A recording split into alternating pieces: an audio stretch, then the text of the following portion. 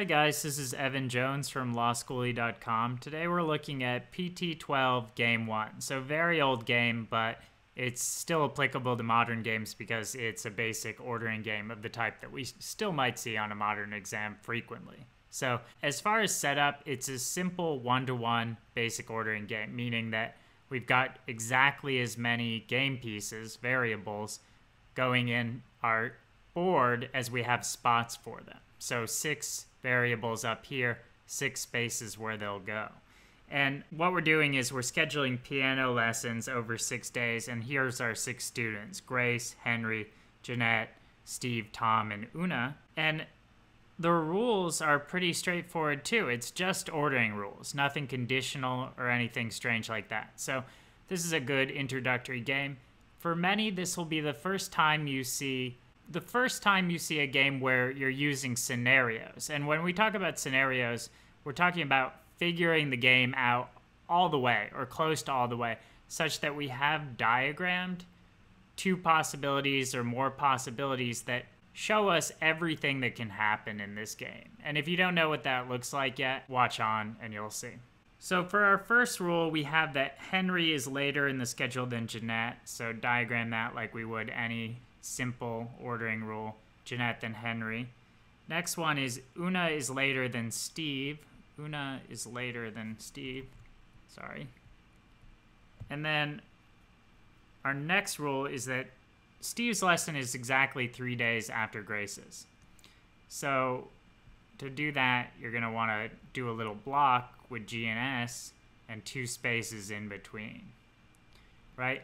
And you always want to combine rules where possible. So I'm seeing, look, how well this matches up with the last rule. So I can just erase this and throw that on here. Our last rule is that Jeanette's lesson is the first or else the 3rd day. And normally we would write that like this, but an experienced test taker is going to look at this big block and see that, okay, well, there's not too many places this block can go. Wouldn't it be better if I just represent all those possibilities up front, and then the game will be basically done? So I'm going to backtrack for a moment here. And if I'm trying to fit this GS then U block in, there's only 2 places it can go. GS, and then we don't know exactly where U can go here, right? It's either in that spot or that spot. And then our next option is that, let me do scenario 2. We'll label this scenario 1. And then scenario 2, I just redraw my 6 spots. And then here's the only other place this GS block can go. GSU. And then the U is stuck back there because this 6th spot is the only spot for it, right? So now I probably want to try and fill this stuff in a little more. We know Jeanette, our last rule was that Jeanette can only be on the 1st or the 3rd day. So if G is taking that up here, that means Jeanette's in here. On this one, we're not quite sure where Jeanette can go yet. Let's look more at the rules, see what we can do. We know U's back here, and also from this rule, we know H is back here as well, right? So I'm just going to want to draw a split option, meaning that these back spots are either going to be U or H, U or H. There's only one variable left here, and that's Tom, T. So T is going to go in that remaining 2 spot. What about down here? Well, here there's 2 options. So I could actually divide this out into 2 further scenarios.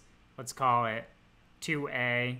In 2A, we'll put Jeanette first, and then we don't know where H or T is yet out of these 2 spots, but they're the only 2 variables left. Common theme is take track of how many, take stock of how many variables you have left. H and T are the only remaining ones that can fit in those spots. Let's just draw them as a split option. Now let me move this stuff out of the way and we'll make our scenario 2B. For scenario 2B, remember we're working with the GSU like this, with G in the 2nd spot. And now we already tried it with Jeanette right there. Let's put Jeanette, the only other place she can go, 3rd. H is automatically here per this rule. And then Tom, the only person left, has to be out front. This now represents every possibility in this game. And when you're able to do that, you can solve the questions really, really quickly. So it's generally worth it. It's going to take a long time to develop the intuition to see when this will be easy to do, and throughout the lessons we'll talk more about it. Here the thing to realize is that this big honking GSU block doesn't have many places it can go. So if you can just take a look at all those scenarios, you're going to be all set. And for beginners, something to note about scenarios like these, they're not possible all the time or even most of the time. Most games have too many possibilities such that if you were trying to get them all out in scenarios, you would be there all day. However, as your instinct and intuition grows through practice, you'll get better at spotting situations where it is possible and is worth your time to get all the scenarios out, representing all the possibilities.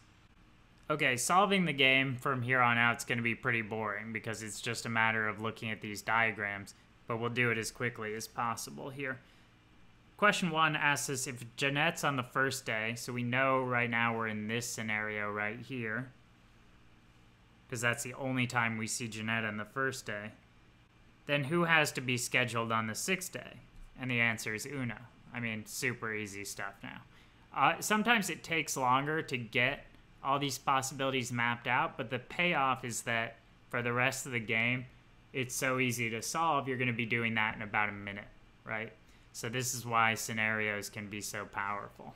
Question 2 is asking us if there's somebody who can be on the 3rd day and also the 5th day. Let's take a look. I'm looking at the 3rd day to begin. J, do we see them in the 5th anywhere? No.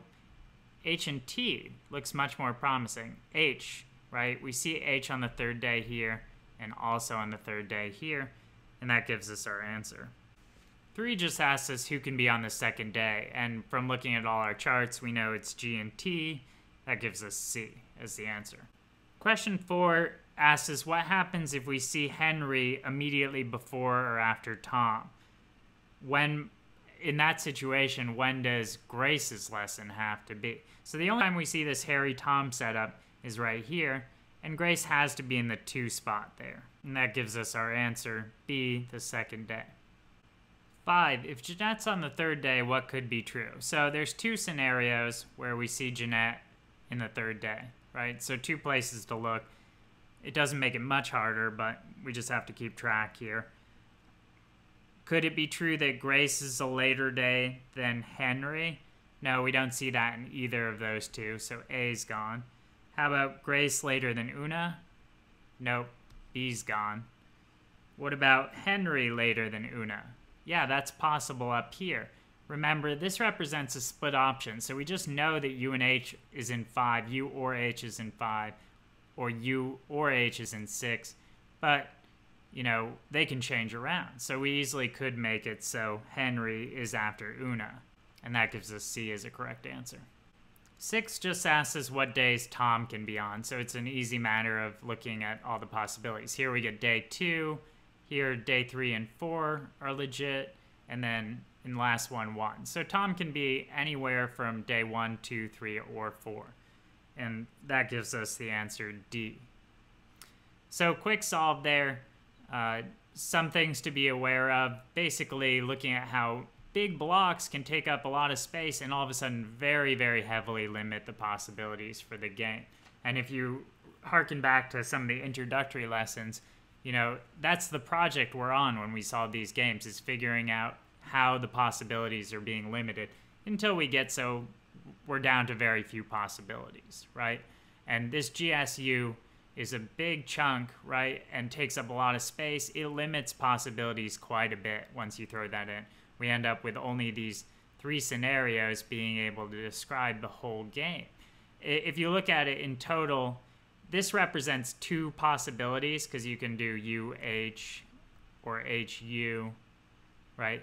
And this is 2 more possibilities right there. So, and this is just fixed as it is. There's only 5 possible orders for this whole game.